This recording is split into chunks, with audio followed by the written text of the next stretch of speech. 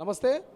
ఇక కాంగ్రెస్ ప్రభుత్వం ఏర్పడిన తర్వాత కూడా నిరుద్యోగులు ఇక వినతి పత్రాలు అందిస్తూ ఉన్నారు. గత ప్రభుత్వంలో అందించారు, ఈ ప్రభుత్వం కూడా అందిస్తూ ఉన్నారు. ప్రభుత్వం ఏర్పడి దాదాపు 85 రోజులు కంప్లీట్ అవుతూ ఉంది. సో ప్రభుత్వం ఇప్పుడిప్పుడే ఏర్పడింది కాబట్టి ఖచ్చితంగా మాకు ఇచ్చినటువంటి హామీల్ని, మా సమస్యల్ని నెరవేరుస్తున్నటువంటి నమ్మకంతో ప్రభుత్వానికి సంబంధించినటువంటి నాయకుల్ని, ఇక ఇన్ఛార్జీలని వరుసగా కలుస్తూ ఉన్నారు. సో ప్రస్తుతం కొంతమంది నిరుద్యోగులు ఉన్నారు. వీళ్ళంతా కూడా జీవో నెంబర్ 81, 85 ప్రకారము వీఆర్ఏ పోస్టింగ్లు మాకు ఇవ్వాలి, మిగిలినటువంటి 3797 మందికి ఇక మా నియామక ఉత్తర్వులు మాకు ఇవ్వాలంటూ కూడా వాళ్ళు దీపాదాస్ మున్షి గారిని, అదేవిధంగా అధికార పార్టీకి సంబంధించినటువంటి నాయకుల్ని కలుస్తూ ఉన్నారు. ఒకసారి వాళ్ళతో మాట్లాడించే ప్రయత్నం చేద్దాం. ప్రధాన సమస్య ఏంటి ప్రధాన సమస్య మీది?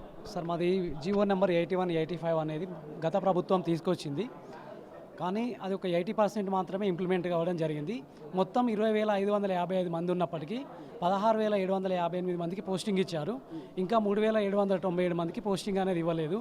గత 7 నెలలుగా మేము పోస్టింగ్ ఇవ్వకుండా కానీ జాబ్ చేస్తూనే ఉన్నాము. అలాగే ఏంటి అంటే మా పేరెంట్స్కి బదులుగా మా అమ్మ నాన్నలకి సాత కాకుండా ఉండడం వలన ఏంటి అంటే గత 10 సంవత్సరాలుగా మేమే సర్వీస్ చేస్తూ ఉన్నాము. దాన్ని గుర్తించి జీవో నెంబర్ 81, 85 ప్రకారం మాకు ఆర్డర్స్ ఇవ్వాలని చెప్పి జీవో రిలీజ్ చేశారు. కానీ ఇప్పటివరకు ఆర్డర్స్ ఇవ్వలేదు. మాకు ప్రజాప్రభుత్వం ఆర్డర్స్ ఇస్తుందనే నమ్మకం ఉంది. కాబట్టి గత 2 నెలలుగా మేము ఇదే ప్రయత్నం చేస్తున్నాం. మాకు ప్రజాప్రభుత్వం న్యాయం చేస్తుందన్న నమ్మకం ఉంది. Thank you. ఎవరినైనా కలిసి ఇప్పటివరకు మంత్రుల్ని, ఎవరైనా ఎమ్మెల్యేని కలిసిరా? మీ రిప్రజెంటేషన్ ఎవరికి ఇచ్చారు? ఇంతకుముందుకు రెవెన్యూ మంత్రి పొంగులేటి శ్రీనివాసరెడ్డికి ఇచ్చినాము, మన గారికి ఇచ్చినాము, మరియు నవీన్ మిట్టల్ సార్కి ఇచ్చినాము, రెవెన్యూ మినిస్టర్ ప్రిన్సిపాల్కి, మరియు అనేకమైన మా సొంత ఎమ్మెల్యేలకు మరియు సీఎం దగ్గర అందరు ఎమ్మెల్యేలకు ఇచ్చేసినాం సార్. ఇప్పటి వరకు సీసీఎల్కి వెళ్ళడం జరిగింది, సెక్రటరీకి వెళ్ళడం జరిగింది, అనేకమైన పై అధికారులను కలవడం జరిగింది సార్. ఒక 100 సార్లు మేము రిప్రజెంటేషన్ ఇవ్వడం జరిగింది సార్. అయినా కూడా మాకు ఈ 3,097 మందికి ఇంకా ఆర్డర్స్ ఇవ్వలేదు సార్. ఇంకా 16,558 మందికి కేవలం ఆర్డర్స్ ఇవ్వడం జరిగింది.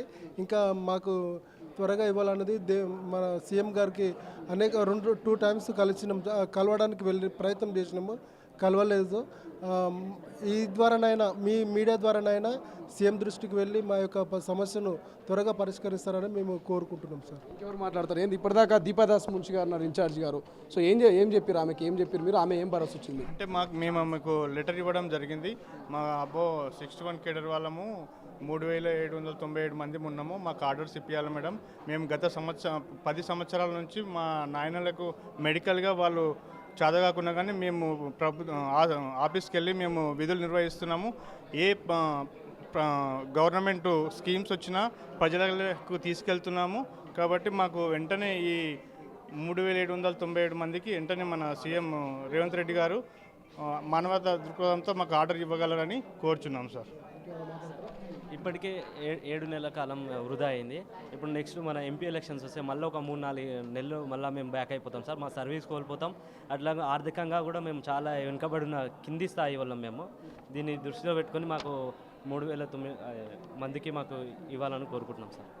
రైట్, ఇది ప్రధానంగా మనకు సమస్య స్పష్టంగా అర్థమవుతోంది. ఏదైతే తీసుకొచ్చినటువంటి జీవో నెంబర్ 81 అండ్ 85 ఉన్నదో, గత ప్రభుత్వం ఈ జీవోని తీసుకొచ్చి దాదాపు 20,000 మందిలో 16,000 మందికి పైగా నియామక పత్రాలను జారీ చేసింది. మిగిలినటువంటి 3,900 మందికి ఎవరైతే పర్సన్స్ ఉన్నారో వాళ్ళకి నియామక ఉత్తర్వులు అయితే జారీ చేయలేదు. సో గత ప్రభుత్వం మారింది, కొత్తగా నూతనంగా కాంగ్రెస్ ప్రభుత్వం ఏర్పడింది. సో గత 7 నెలల నుంచి కూడా మా యొక్క తండ్రులు, మా యొక్క కుటుంబ సంరక్షణ ఎవరైతే ఉన్నారో వాళ్ళ యొక్క బాధ్యతలు మేమే చేస్తూ ఉన్నాము. ఎందుకంటే వాళ్ళకు చేతగానటువంటి పరిస్థితి, వయసు రీత్యా వాళ్ళు వృద్ధులు అవుతూ ఉన్నారు. కాబట్టి వాళ్ళ యొక్క ఉద్యోగం మేమే బాధ్యతలు తీసుకొని చేస్తూ ఉన్నాము. సో ఇక ఒక 2 నెలలు అయితే మళ్ళీ పార్లమెంట్ ఎన్నికలు వస్తాయి, నోటిఫికేషన్ వస్తే మళ్ళీ కొంత బ్యాక్ పడుతుంది. సో మా సమస్యను ఖచ్చితంగా ప్రభుత్వం కొంత దృష్టిలో పెట్టుకొని ఈ యొక్క 3,900 మంది ఎవరైతే ఉన్నారో వీళ్ళందరినీ కూడా ఉత్తర్వులు జారీ చేయాలనేది ప్రధాన డిమాండ్గా కనిపిస్తుంది. సో చూద్దాం, మరి ఇప్పటికే రాష్ట్రంలో ఉన్నటువంటి ప్రధాన నాయకుల్ని, మంత్రుల్ని, ఎమ్మెల్యేలని ఇక కలిసేటువంటి ప్రయత్నం చేశారు వీళ్ళంతా కూడా. మరి ప్రభుత్వం వీళ్ళ విషయంలో ఎటువంటి చొరవ తీసుకుంటుంది, మరి యొక్క ఉత్తర్వులను ఎప్పుడు జారీ చేస్తా అనేది మరి చూడాలి. ప్రభుత్వానికే ఈ యొక్క వదిలేటువంటి పరిస్థితి. సో చూద్దాం, మరి ప్రభుత్వం వీళ్ళ పట్ల ఎట్లాంటి సానుకూలంగా స్పందిస్తుందా, లేకపోతే మరి ఎట్లా స్పందిస్తా అనేది వెయిట్ చేయాల్సిన పరిస్థితి. కెమెరా పర్సన్ అజయ్తో శ్రీశైలం, తొలి వెలుగు, హైదరాబాద్.